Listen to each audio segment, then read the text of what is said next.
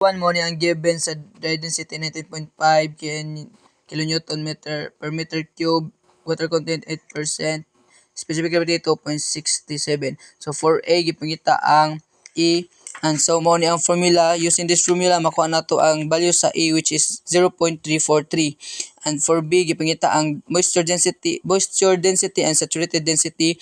And so for moisture density, so mo ni ang formula. So ba input ra mga value nga given, so makuha nato ang moisture density which is equal to 21.063 kilonewton per cubic meter.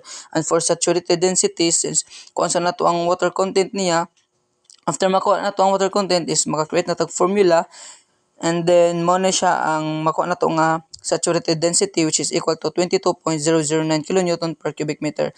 And for letter C, para makuha nato ang density of water added para may mong 80% ang saturation, mo ni siya ang formula gigamit which is density is equal to saturated density minus the moisture density.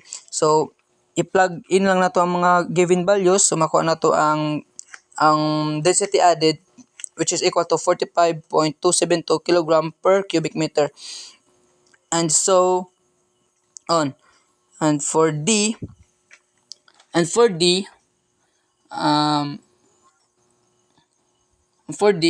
ang gipangita is ang volume sa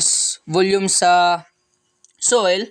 Makuha na to ang volume sa soil using this formula, and i-plug in lang nato ang atong mga nakuha nga mga value. So makuha na to ang volume sa soil which is equal to 7.303 times 10 raised to negative 5 per cubic meter, or is equal to 73.03 cubic centimeter. So for number 2, mo ni siya ang given liquid limit is equal to 72.8, and liquidity index is equal to 1.21, and the water content is equal to 81.3. So para pangitaw na to ang PL which is na formula. So gamit ani nga formula makuha na to ang PL. Input lang na to itong mga values which makuha na to ang PL equal to 32.324. And so na natin PL, makuha na to ang plasticity index which is formula liquid limit minus plastic limit.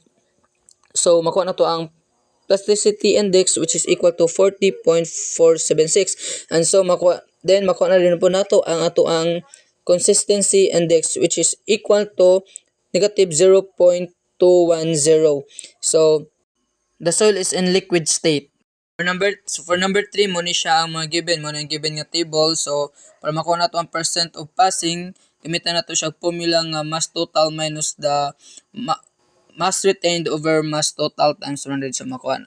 So, given that formula, makakuha na ta og mga percentage passing each sieve number. So, pag makuha na to mga percent passing, maka-create na rin ta og distribution curve. So, diri sa distribution curve is makita nato diri ang kaning D10, D30 and D60, which is ang D10 is equal to 0.09 and D30 is 0.19 and D60 is equal to 0.4 according aning sa curve nga atong nabuhat. So kung natin na mga value, makuha na nato ang coefficient of uniformity and coefficient of kaning sa grain, which is makuha na to naman tayo formula ana. So makuha na to ang answer which is 4.444 sa uniformity, and sa grain is 1.003.